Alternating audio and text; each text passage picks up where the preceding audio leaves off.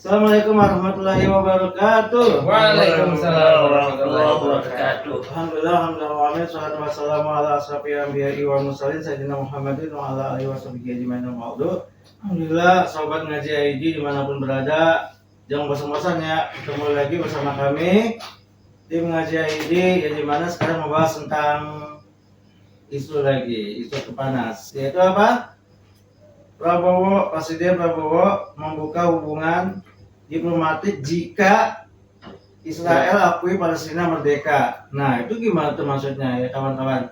Jadi nanti ditupas langsung kepada para narasumber kita yang dikuliti sedalam-dalamnya sampai ke akar cabut kadang-kadang ya. Bahwasanya apa sih yang dimaksud dengan ini? Ini kan apa sih beritanya ya? Ini kan kayak kalau orang awam tuh bilang, wah kayaknya nanti berhasil nih kalau misalkan Palestina merdeka, berarti gimana? Tapi apa nanti Apanya? Konsekuensinya, akibatnya gitu kalau misalkan Palestina merdeka gimana gitu kan? Gitu. Jadi kita memiliki sudut pandang masing-masing ya, yang dimana itu tadi kalau misalkan benar-benar dia yang mengatakan atau karena cuitan dia, karena imbauan bapak itu gitu kan, terus terbukti Palestina merdeka gitu kan, ya berarti kan umat Islam gimana gitu kan, ya kan, umat Islam itu gimana, terutama pemimpin yang itu gimana dalam menyikapinya. Yang dikhawatirkan dia tuh Israel, yang dikhawatirkan ya, dia tuh hanya di lisan aja, iya Palestina merdeka. Nah, tiba-tiba bapak itu, wah ini nih harus diplomatik nih kayak gitu. Tiba-tiba setelah itu, kan kita nggak tahu dibombardir lagi, ya, alhamdulillah ya. Nah, maka dari itu, dari Kang Dede, Kang Ihsan, Kang Mubi, Kang Rizal itu harus memiliki pandangan yang berbeda kalau bisa, ya. Karena apa? Karena nanti sobat ngaji itu biar bisa menyeleksi atau bukan menyeleksi ya, agar lebih paham lagi dari berbagai macam sudut gitu. Karena ini pembahasannya tuh menurut sih ambiguisme ya, maksudnya ambiguisme itu maksudnya di sini kan ada buka hubungan diplomatik nih dengan jika kalau Israel akui Palestina merdeka kayak gitu, dengan syarat mungkin nanti. Iya, dikhawatirkan itu dengan ada Israel lagi. Iya, dengan Israel kan udah ngebaca. Nah, jadi sini Pak Prabowo menegaskan pemerintahannya siap menjalin hak Israel untuk berdiri sebagai negara berdaulat apabila Palestina merdeka. Coba itu gimana? Astagfirullahaladzim, ngapain gitu kan? Baca dolar segala kayak gitu kan. Baik, untuk Kang Dedi dulu mungkin pemanasan, nanti pendinginan dulu ya. Jadi Kang Dedi gimana nih pendapat Kang Dedi perihal dengan berita ini atau imbauan namanya? Pernyataan dari Bapak Presiden kita. Silakan. Presiden Antum. Ya, jadi itu menunjukkan apa? Prabowo tidak memahami konteks, tidak memahami fakta, tidak memahami sejarah ya tentang Israel dan Palestina. Ya, bahwasanya orang-orang Israel itu adalah menjajah orang Palestina, merebut tanahnya, kemudian membunuhi dan mengusir orang-orang penduduk asli Palestina, dan mayoritas orang-orang Palestina adalah agama Islam, 99% beragama Islam gitu. Dan ya, ketika setelah dijajah, kok bisa-bisanya ada pernyataan pengen memberikan haknya orang-orang Israel untuk memiliki negara. Nah, gimana itu? Orang penjajah kok diberikan hak, orang penjajah diberikan pengakuan, bahkan pengen kalau seandainya Israel membiarkan Palestina merdeka, akan membangun hubungan diplomatik. Menjadikan itu gimana tuh? Gak benar itu. Ya, pertama Israel penjajah tadi, yang kedua ya berarti Prabowo tidak peka rasa kemanusiaannya sudah nggak ada Jadi aspek apa? dari aspek terhadap saudara-saudara kita yang ada di Palestina. Betul. Terus Kemudian yang kedua, di saat sekarang umat Islam ini adalah negara-negara Muslim adalah tetangga jahat jahat. terhadap Palestina ya, tetangga jahat. Ya, ini malah ada yang lebih jahat lagi ternyata. Salah satunya Bapak P ini lebih jahat daripada tetangga jahat. Kok bisa tetangga jahat gimana nih? Jadi gini, jadi analogikan Palestina itu adalah rumah, kita punya rumah di sini, kita punya tetangga. Nah, di tetangga itu ada perampok masuk. Nah, perampok minta tolong. Dulu yang punya rumah minta tolong, kita sebagai tetangga ya mau nolongin, ya tapi nggak bisa. Dibunuhin tuh anak-anaknya, dibunuh satu-satu. Tolong anak saya mati. Ya, kita sebagai tetangga bukannya ngusir perampok itu, malah ngirim makanan, ngirim obat-obatan. Dipoto. Saya nggak bisa ngusir perampoknya, tapi saya kirim makanan aja ya, itu kan. Kain kapan Kira gimana ya kan, ya kain kapan. Sekali dikirim, itu kan dipukulin ya sama perampok ya. Iya dipukulin, kasih tolong obat. kasih obat. Itu solusi nggak sih tuh kalau kayak gitu? Psikopat itu. Orang yang dibutuhkan tetangga apa? Yang tetangga butuhkan apa? Tentara. Bukan tentara, Mengusir perampoknya diusir. dari rumahnya. Iya, Biar nggak perampok. Tetangganya kan banyak nih. Usir perampoknya, selesai permasalahan. Betul. Itu aja udah jahat banget selama ini kita. Ini tambah lagi tetangga yang lain. Bagaimana kalau Palestina rumahnya bagi dua saja? Dibakir ya. Ya, bagi dua, yang satu buat perampoknya, yang satu ya kamar kecil dikit ya, dekat kamar mandi buat pemilik rumah. Mau nggak? Soalnya kan dapat bagian yang besar tuh di sana tuh. Ya, Palestina cuma segini. Ya, Gaza sama tepi barat dikit, Israel tuh besar. Nah, itu perampoknya mau dikasih kamar yang gede, ya dengan fasilitas semuanya. Yang punya rumah asli dikasih kamar kecil di kamar mandi. Kira-kira itu jahat nggak? Jahat itu. Malah pengen normalisasi hubungan. Oh ya, kalau gitu saya siap mengakui perampok itu ini adalah rumahnya perampok. Kalau perampok itu ngasih kamarnya, loh, nggak benar itu. Gimana tuh? Ya salah. Setelah tidak langsung kita berarti Tetangga jahat dan psikopat. Berarti Iya. kalau kita menyetujui ya pernyataan Prabowo kalau akan mengakui kedaulatan Israel, akan menjalin hubungan diplomatik dengan Israel, ketika Israel memberikan negara, mengakui kemerdekaan Palestina, kita itu tetangga jahat dan psikopat. Saudara kita udah banyak yang mati, saudara kita sudah banyak yang dibunuhi sama mereka, kemudian disiksa, sekarang jadi penjara, ya perempuan-perempuannya dirusak, malah mau diakui. Itu kalau pahlawan-pahlawan Indonesia, kemerdekaan Indonesia yang dengar itu marah pasti. Ini sama aja kalau dulu pas Belanda menjajah Nusantara dulu, ya udah kita Belanda dapat jatah di pulau ini, mau nggak? Ya nggak bakalan mau orang Belanda penjajah, gitu. Jadi harus ditolak itu Prabowo. Oh ucapannya ya. Nah gitu ya udah. Masalah. Nah gitulah ya para sobat Ngaji, kita tuh harus selektif atau harus lebih teliti lagi ya dalam pemberitaan ini, jangan ditelan-telan mentah-mentah gitu. Maksudnya apa? Ketika ada pemberitaan seperti itu, sikap kita seperti apa gitu, apakah baik atau tidak gitu. Ini yang dikhawatirkan tuh tadi karena simpatisan itu pokoknya apa yang dikatakan ngikut kayak gitu kan, mau kemana ngikut kayak gitu, padahal itu kan jelas-jelas itu sangat-sangat rusak gitu ya kan, sangat-sangat biadab juga gitu. Ngapain juga adanya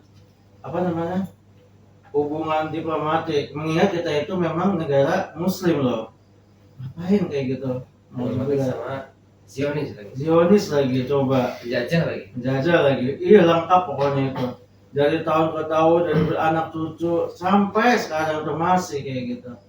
Mau dibilang menjalik ya, tinggal tersisa Gaza kayak kan.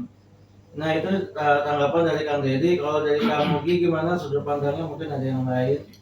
Iya, saya mendengarkan tadi sedikit mengingat ya bahwasanya pada zaman Turki Utsmani ya, termasuk yang dipimpin oleh Sultan Hamid kedua, itu saya ingat bahwa cerita itu ada seorang dari diplomat Israel yang ingin bertemu dengan Sultan Hamid kedua dan meminta bahwa dimintalah sebagian untuk Israel agar ada di tempat Palestina itu. Dan apa yang dilontarkan oleh Sultan Hamid kedua bahwa jangankan bermeter-meter atau berkilometer, sejengkal pun tanah Palestina saya haramkan untuk Israel. Bahkan kalau kalian sampai menantang Turki Utsmani pada waktu itu yang dipimpin oleh Sultan Hamid kedua, bahkan kalian akan saya binasakan. Nggak sampai sebegitunya. Maka konteks di sini Israel itu tidak mempunyai tanah di Palestina, paling di Gaza. Ini bab Gaza itu kan baru kecil, ini Palestina. Jangan kan Gaza, di Palestina pun Israel tidak memiliki tanah sejengkal pun. Nah, terus sekarang tiba-tiba isunya dikeluarkan dari Israel meminta di Indonesia, dan presiden kita justru malah tadi, ya kalau bisa biar akur lah, membagi jadi dua. Dan kita paham ya bahwa mau dinegosiasi seperti apa atau mungkin gencatan baik mengenai pembunuhan senjata seperti apapun juga, pasti mereka akan berkhianat karena memang wataknya mereka seperti itu dari dulu, dari mulai kabel-kabel dulu, dari mulai Aus, Hajur dan sebagainya. Ketika ada mengenai tanda tangan dengan Rasulullah dan dengan para sahabat, pasti mereka akan ingkar, akan Dari zaman Nabi malah. dari Nabi malah. Nabi Musa. Jadi Musa, Nabi Daud, sebelum Nabi Muhammad malah. Itu memang seperti itu. Ketika sudah memiliki suatu perjanjian, mereka berkhianat, bahkan serang gitu, atau mungkin membunuh para pemuka agama, bahkan orang Muslim dari dulu gitu.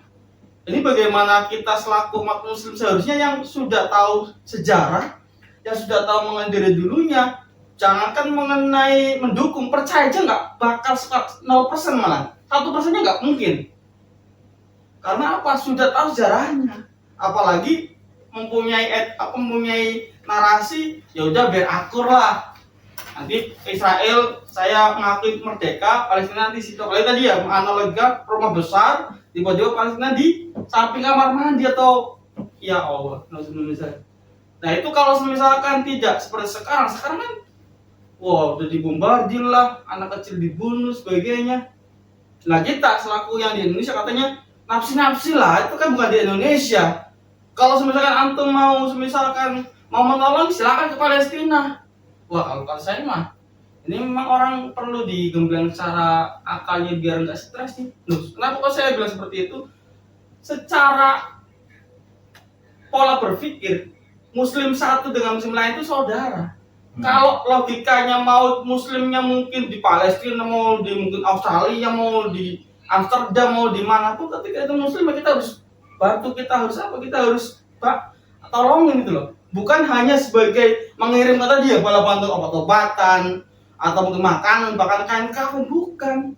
Tapi tadi harus mengusir perampok atau jajal. Kalau bisa setelah diusir jangan diusir aja, sekalian bunuh, berantas total cut gitu loh. Bahwa seperti perang-perang dulu ketika Rasulullah juga sama, atau sahabat juga seperti itu. Ketika ada yang berkhianat, ketika melakukan lagi, udah berantas, habisin semua kabel-kabelannya. Kalau sebenarnya mereka mengingkari lagi ya, diusir nggak ngumpai, udah diberantas semua, dihabisi semua, jangan ada tersisa. Itu Muslim yang seperti itu. Nah, ini Muslim hampir seluruh dunia, mungkin terbesar ya, atau mungkin termasuk Indonesia kan Muslim yang paling banyak Muslimnya. Seharusnya ya tadi yang dikirimkan itu bukan hanya obat-obatan sebagai, tapi ya bala bantuan. Dan yang wajib untuk mengirimkan hal itu ya pemerintah. Dengan memiliki siapa? Ya tentaranya. Tentara kan memiliki tank, memiliki pesawat tempur, memiliki mungkin, walaupun kita secara track record tidak memiliki kapal induk ya, tapi setidaknya kan persenjataannya kita punya lah. Bahkan kan ada namanya Kopassus gitu kan, ada namanya sebagainya yang memang kita juara 3 atau juara berapa di dunia, baik snipernya Dia mungkin juara satu di Indonesia juga. Saya pernah baca suatu berita bahwa ada penembak itu di Indonesia juga juara satu di dunia gitu. Ya itu ya harus dikirim ke sana. Jadi tadi ya konteksnya tidak untuk dibagi tapi diusir. Kalau nggak mau perampok itu diusir ya diberantas semua. Itu ini sampai sekarang miris sekali, sampai apa ya, sampai saya melihat dari hari ke hari, minggu ke minggu, sampai beberapa tahun, puluhan tahun malah sampai sekarang. Jadi ya tadinya berapa juta atau berapa ratus ribu penduduk, sekarang palingan tinggal berapa sedikit, karena pada meninggal semua gitu. Maka kita tidak hanya mendoakan apa ya saudara muslim kita di Palestina. Nah, memang kita sih tidak ada daya dan upaya ya. Kita hanya bisa berdoa ya, karena memang kita juga tidak bisa berbuat macam-macam karena memang belum ada linknya gitu, belum ada powernya ke arah sana. Tapi setidaknya kita selaku sama-sama muslim, setidaknya kita menyuarakan mana yang hak dan mana yang batil. Sesuatu yang hak kita sampaikan walaupun mungkin tidak setuju atau mungkin menurut mereka itu sok-sokan. Padahal mengurusi rumah tangga atau mengurusi pekerjaan juga masih keteteran, masih riweh. Ngapain ngurusin negara lain? Nah, tapi setidaknya kita menyuarakan, karena bagaimanapun juga, wah mungkin kalau misalkan kita lihat stabil seperti itu mah, andai kan kita itu mungkin punya hati bersih, mungkin kita ikut nangis. Bahkan kita ya tidak bisa makan mungkin karena mikirin bagaimana di sana gitu. Kita masih bisa nikmatin AC, masih bisa mungkin TikTok kan, atau mungkin Instagram, YouTube dan sebagainya, scroll TikTok. Nah, kemarin saya juga lihat di IG ada salah satu muslim perempuan yang di Gaza lagi buat makanan tutorial karena dia itu tiktokers gitu kan, atau mungkin mau membuat suatu makanan, tiba-tiba terdengar dentuman bom di sampingnya sampai dihentikan, sampai dia terdetik atau mungkin dia sudah lemas karena memang takutnya rumahnya juga kena bom itu. Ini kan luar biasa. Drone sampai sekarang masih lalang-lalang di Gaza, sampai masyarakat di sana juga tidur susah, maka tidak ada yang mungkin yang mau dimasak secara layak gitu kan. Bahkan mengenai sanitasi ya, mengenai MCK sebagainya juga ya susah. Jadi banyak yang perlu kita pahami bahwa kita itu belum seberapa. Maka selain doa, kalau bisa kita membantu secara mungkin di sosial media, ngepost biar selalu kita mengingatkan gitu loh, bahwa masih banyak mungkin saudara-saudara kita yang perlu bantuan kita gitu loh. Nggak cuma Palestina, banyak Rohingya juga ada, belum lagi yang lain sebagainya, dan sampai sekarang belum tertuntaskan gitu loh.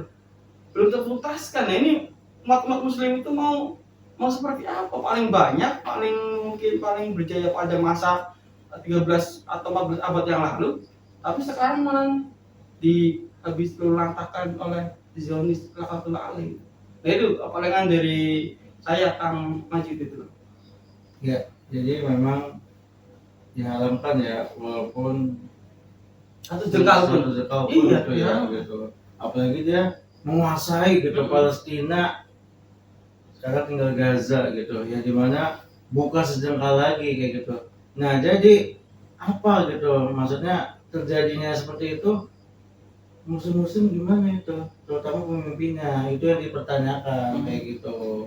Kalau misalkan dari insya Allah, kalau misalkan dari warga-warganya atau warga sipilnya itu pasti yang namanya Palestina itu mereka tuh pasti mendoakan atau adanya qunut nazilah kayak gitu untuk mencoba untuk berdoa kan, insya Allah ijabah doanya agar meluluhlantahkan Israel itu. Seharusnya adanya bercanda-bercanda kemarin yang menimpa Israel itu seharusnya membuat mereka itu lebih sadar. Tapi namanya Israel ya kan, tanda kutip itu memang ya gitulah gitu, hatinya sudah tertutupi oleh duniawi, harus kekuasaan kayak gitu ya.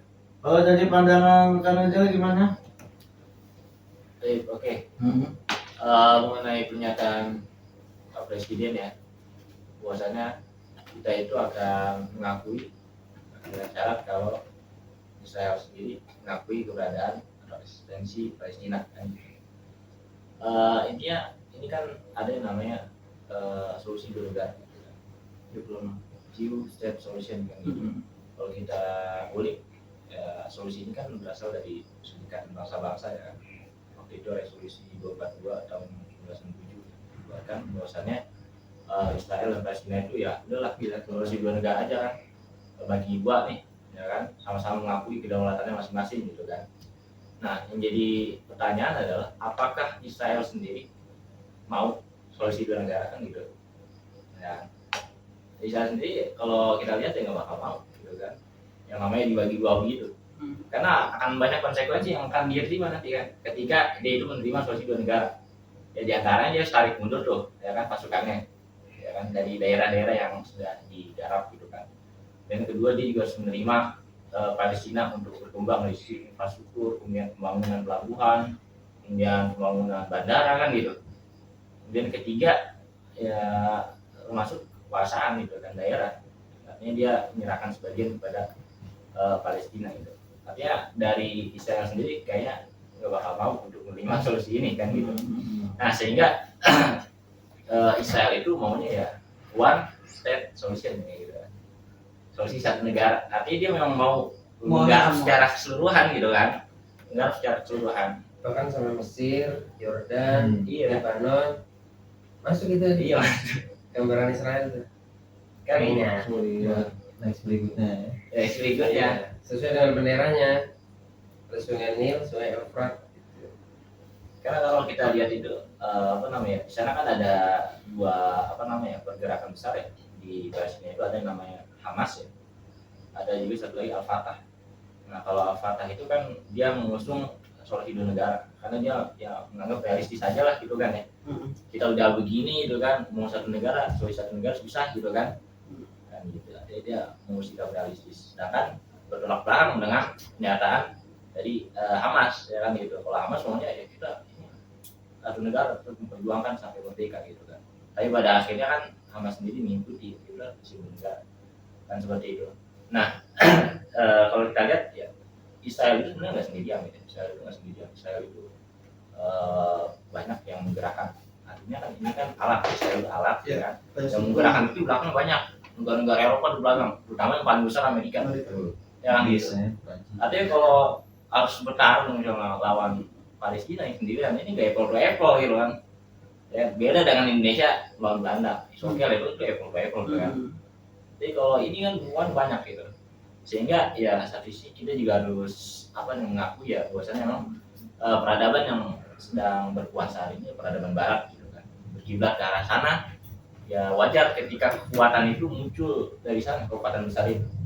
Di kaum muslimin hari ini tindas dan yang paling menarik yang membuat anak-anak Palestina atau warga Palestina bisa sampai teguh ya kan tegas sampai saat ini adalah selain apa namanya memang kenyataannya realitanya seperti itu karena memang Al-Quran juga menjelaskan bahwasanya keadaan mereka nanti juga akan diperlukan kembali gitu kan dan nanti mereka akan bisa lepas kembali dan mereka bisa lepas kembali tentu ketika peradaban Islam itu mulai terbit fajaran kan gitu.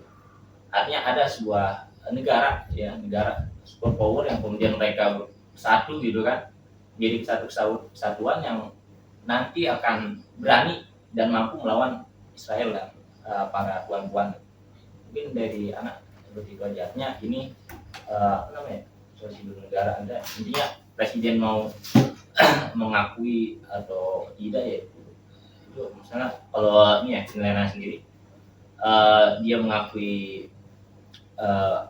Israel sebagai negara gitu kan dengan syarat Israel juga mengakui Palestina sebagai negara gitu kan dia negara yang berkedaulatan ya sebenarnya ini tidak perlu direspon panjang gitu ya karena memang ya kita belum tentu nanti finalnya bagaimana respon Israel sendiri gitu kan mengenai solusi dua negara ini artinya belum ada penilaian secara total mengenai hal tersebut gitu aja. Oke baik, jadi dari sudut pandang bilateral ya, solusi dua negara ya, yang dimana itu apakah itu memang solusi juga kayak gitu kan pertanyaannya. Dan pasti kalau misalkan solusi dua negara, sedangkan Palestina aja itu sudah Gaza namanya, bukan lagi Palestina kan, Gaza kan. Kalau yang namanya Palestina kan semua gitu loh, melingkupi dari yang dia ambil sampai ke Gaza, sampai ke yang timur itu kan solusi dua negara juga tuh rugi, pasti merugikan kaum muslimin juga, terutama Palestina itu nggak bisa gitu. Dan lagi-lagi ini belum ada tanggapan respon dari Israel itu sendiri kan, gimana endingnya dan lain sebagainya kayak gitu.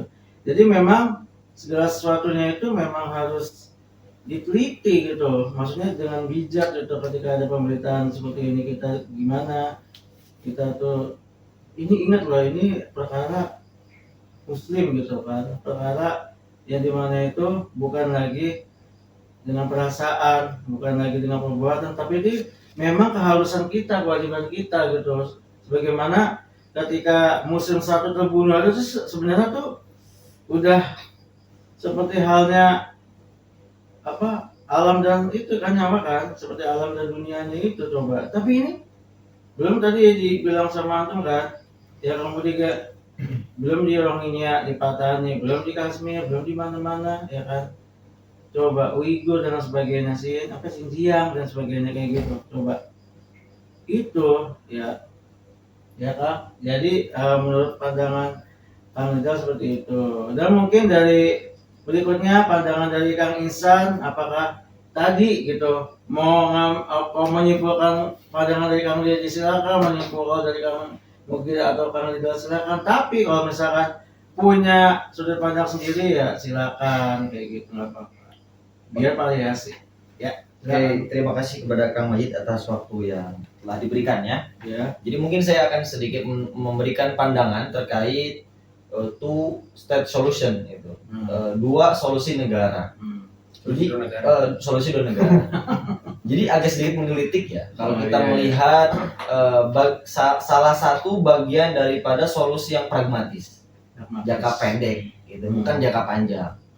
Nah, saya melihat dari apa yang disampaikan Pak Prabowo ketika pidato, ya ini kayak caper juga sebenarnya kan, caper mumpung ada orang Prancis gitu kan, wah mengambil panggung bagus nih, gitu kan. Akhirnya dia akhirnya mengeluarkan statement tadi, bahwasanya ya kita siap mengakui Israel kalau dia mau mengakui Palestina. Pertanyaannya seberapa pengaruh sih Indonesia bagi Israel gitu? Di mata Israel Indonesia seperti apa sih? Kalau mungkin kalau bahasa kasarnya ya ngapain juga gue jadi validasi di Indonesia? Untungnya apa coba? Ada untungnya nggak bagi mereka? Mereka kalau kita lihat ekonominya disokong negara-negara adidaya, negara kuat, Inggris, termasuk Prancis mungkin ya di belakang Israel itu. Mereka negara-negara kuat. Turki sendiri pun ternyata dia menjalin ekonomi, itu menjalin hubungan ekonomi dengan Israel. Kenapa Turki sekarang berani ngecam, nggak berani ngirim tentara? Karena punya hubungan diplomatik juga. Iya, ngecam doang. Indonesia membuat apa gitu? Jadi ya buat apa juga gitu bahasanya itu bagi Israel itu. Mungkin sampai sekarang Israel pun belum masih tanggapan. Pengaruhnya apa Indonesia buat mereka juga? Buat nyari validasi doang atau apa? Kan enggak gitu. Nah, jadi lebih ke caper aja itu mungkin yang pertama. Nah, tentu ini pun menuai pro dan kontra di kalangan masyarakat Indonesia. Yang pro MUI, pro itu alhamdulillah. Ya udah ini Muhammadiyah, NU juga sama. Pimpinan besar itu setuju terkait two-state solution ini, terkait ya untuk perdamaian dua negara tersebut. Ya kalau kata dari MUI itu ya ini bagus gitu kan.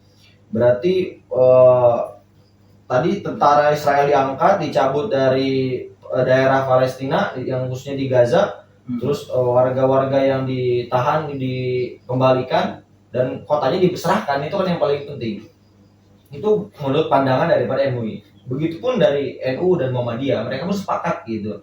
Mereka pro dengan keputusan yang disampaikan oleh Presiden Prabowo tatkala pidato di istana, atau pas kedatangan si Macron itu, presiden dari Prancis. Itu mungkin bagi orang-orang yang pro. Dan kalau lihat teman-teman yang kontra dari beberapa aktivis Palestina, aktivis Muslim yang lain itu, mereka ini seperti pengkaburan, Ustaz. Pengkaburan apa? Seolah-olah penjajahan yang dilakukan Israel terhadap Palestina itu hilang tanpa ada ganti rugi, gitu loh. Kalau semisal kita mengakui negara Israel, berarti selama ini cuma omong-omong doang dong. Yang di sila berapa tuh, penjajahan di atas dunia harus dihapuskan. Undang-undang dasar. Di undang-undang dasar ya, bukan di Bukan di undang-undang. bukan di Pancasila. Alhamdulillah. Oh iya, salah. Sorry. Berarti di undang-undang dasar kan? Jadi kan Undang-undang dasar ya, ya. itu undang-undang dasar yang ngomong gitu kan, penjajahan di atas dunia harus dihapuskan karena tidak sesuai dengan pri kemanusiaan dan pri keadilan. Nah berarti kalau Indonesia mengakui penjajah, mengakui orang yang melakukan genosida, berarti dia mencederai makna itu. Dia Berarti melanggar undang-undang dasar. iya, melanggar undang-undang dasar. Jadi dia yang mengakui negara penjajah, bukan penjajah lah, genosida itu udah gila lagi. Mengakui sejarah yang pasti akan dikenang oleh maksudnya bakal diakui sebagai salah satu negara yang pro terhadap genosida gitu. Dan ini pun ya tadi itu bagi teman-teman yang kontra. Dan mungkin kalau dia dari surplus, mungkin surplus bagi beberapa kalangan, mereka menilai ketika Indonesia bisa mengambil peran diplomatik, mereka tuh saya ada beberapa poinnya, itu bisa menjadi mediator netral.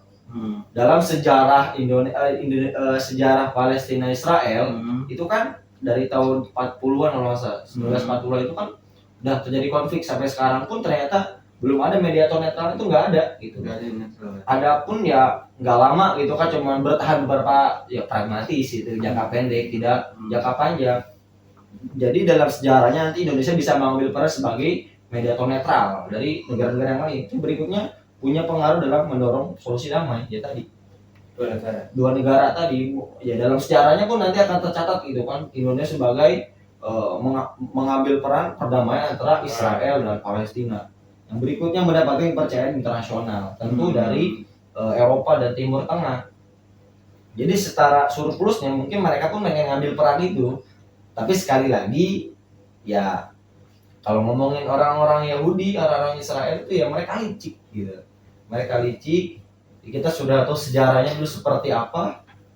Maka ya dengan solusi pragmatis yang dikeluarkan oleh Pak Presiden ini, ya itu bukan solusi yang konkret itu buat solusi Palestina. Jadi solusi Palestina itu hanya satu, jihad dan khilafah, nggak ada yang lain lagi. Dalam sejarahnya Palestina dibebaskan oleh jihad dan khilafah. Mungkin zaman Umar itu perdamai saja. Waktu zaman Umar itu. Zaman Umar Ditaklukkan ya. Terus Salahuddin Al-Ayyubi. Salahuddin Al-Ayyubi itu kan lagi pakai yang sampai berjilid-jilid pedang salib gitu kan. Itu kan ya lagi-lagi ditaklukkan dengan jihad, yang di jihad itu kan ya atas institusi daripada khilafah. Itu memang solusi konkret, solusi sejarah seperti itu, teman-teman. Jadi ya solusi pragmatis semacam itu nggak akan pernah berhasil sampai kapanpun. Karena ya mungkin saya memandangnya ya buat apa juga gitu Israel mencari validasi dari Indonesia, sedangkan di belakang Israel sendiri pun negara didaya gitu, kayak Amerika, Inggris, Prancis, sama gitu. Baik, itu dari sudut pandang itu hanyalah pragmatis saja ya, yang dimana itu apa sih keuntungan kalau misalkan Indonesia itu ngomong kayak gitu kan, sedangkan diplomatik gitu. Sedangkan mereka aja tuh banyak sekali yang didukung oleh negara-negara besar lainnya kayak gitu. Walaupun hanya mengkecam bahwa ternyata secara ditelusuri tadi bilang dia ada hubungan diplomatik kayak gitu. Memang nggak ada istilahnya tuh kawan ya kalau dalam bahasa kayak gini ya, dengan Yahudi itu nggak ada ya kan. Apalagi Zionis Israel tuh kayaknya nggak ada yang namanya perang. Iya, maunya perang aja.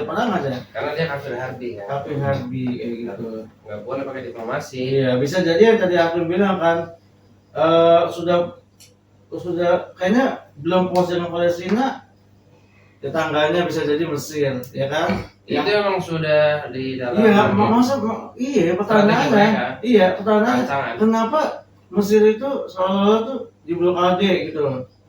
membuat apa namanya pagar besar soalnya dia tuh aman, padahal mah dia dibidik juga kan Suriah ya kan di Lebanon Udah terjajah. ya udah terjaga kan itu kan Tapi Syam belum Syam ini. sama negeri Maghribi katanya biar tadi katanya sungai sungai Eufrat dan Tigris. Tigris yang atas itu yang biru-biru itu Nil. maksudnya.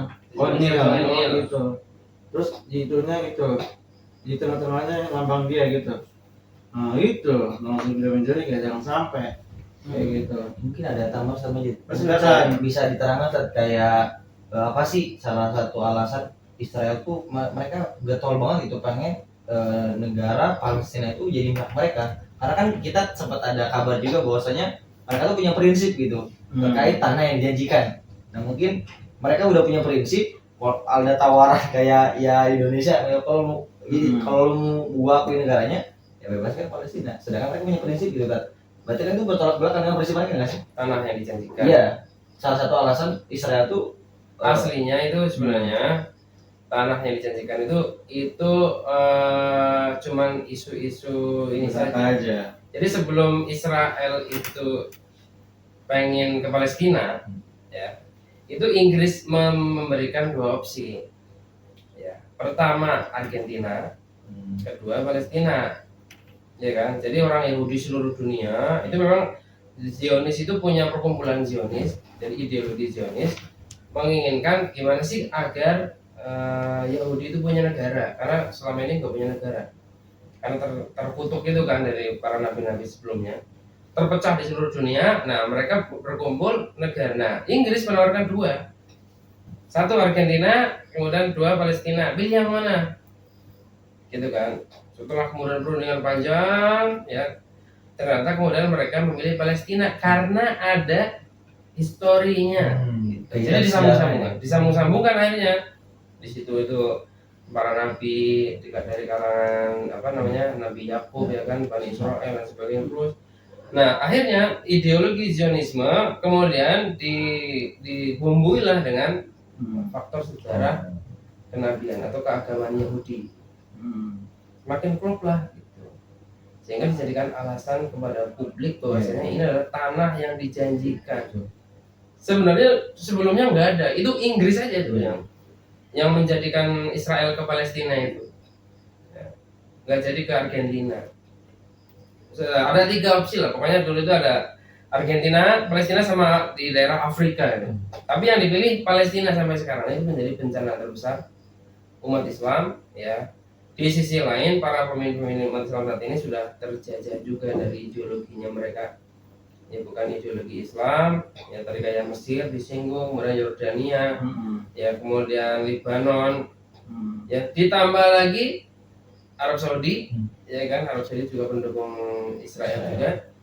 Sekarang Suriah, bayangin tuh, Suriah yang baru saja menang merdeka dari Bashar Assad, ternyata itu cuman Bashar Assad kan di bawah Rusia, ya kan Syiah Rusia.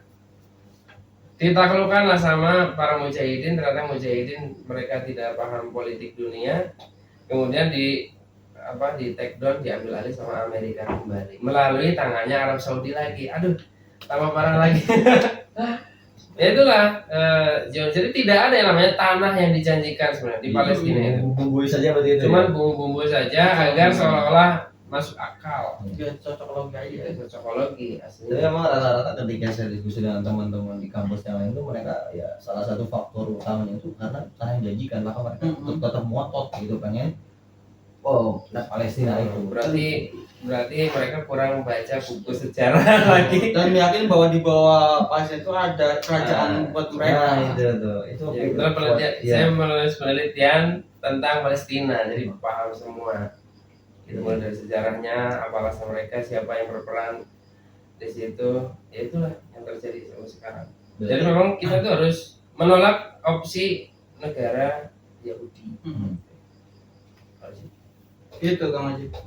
Oke, jadi jawabannya adalah menolak opsi dari negara Yahudi sendiri gitu. Jadi udah nggak usah tadi kan seperti aku bilang, bahwa teman saya bilang kayak gini lah harus banyak baca-baca sejarah lagi. Iya, gitu. Bahwasanya memang berarti Kalau nonton sorry ya. oke. Enggak, ini bukan menjas ya, karena anak nggak tahu juga siapa yang ngomong. Ya, kemarin. Nah, jadi memang ini untuk sahabat ngaji ID juga semuanya kayak gitu kan. Jadi mana itu memang lagi-lagi yang adanya peperangan itu lagi-lagi apa? Yaitu antek-anteknya itu Inggris kan ternyata muncul. Bukan lagi Inggris, Prancis, Amerika. sekarang. Nah, itu tuh gimana ya kan? Jelas-jelas lah, pasti dia memilih Palestina karena apa? Karena tadi bilang ada historinya, Faktor historis. faktornya Faktor udah gitu indah kan. Padahal secara historis mereka itu sama Nabi Musa ya kan, ketika baru menyeberangi Laut Merah, diajak masuk ke Palestina, menolak, nggak mau, sama malah Musa suruh sana antum perang sama Tuhan antum, gitu. Itu Yahudi itu kerjaannya. Nah, sekarang aku mau ke Palestina bisa-bisanya. Lu Kan nggak mau ya? bilang kalau Yahudi itu kayak gitu susah apa? Dici yang tadi aku bilang kan kayak gitu. Iya. Baik, sobat ngaji ID dimanapun berada, itulah Masya Allah tadi ya sudah dikulik sampai ke akar-akarnya. Semoga ketika kalian menyimak itu ada menambah ya bahwasanya ternyata kayak gini ya Palestina itu ya. Memang kenapa umat Islam itu di seluruh dunia itu memang harus ya dengan gigih membela kemerdekaan gitu ya Palestina itu sendiri dari tangan penjajah Zionis dan antek-anteknya ya kayak gitu. Baik, alhamdulillah, baik, semoga bermanfaat. Wassalamualaikum warahmatullahi wabarakatuh. Waalaikumsalam warahmatullahi wabarakatuh.